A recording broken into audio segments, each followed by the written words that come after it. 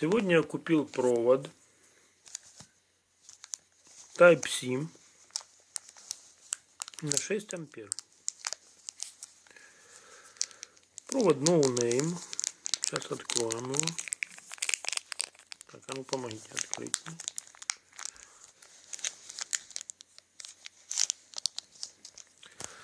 Длина его около 1 метра. Сейчас посмотрим. Да, такой себе. Но самое основное примечание в нем, примечательность, это у него 9 миллиметров сам штекер Type-C.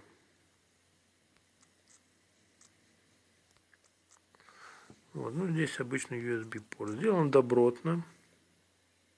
Вот даже есть название его. Хотя не No Name. Black Wheel. Black Wheel. Черный взгляд. Да вы шо. Вот такой провод. Стоит 150 гривен, в интернете был куплен. Доставка 50, итого 200 гривен. Короче, обошелся он $5.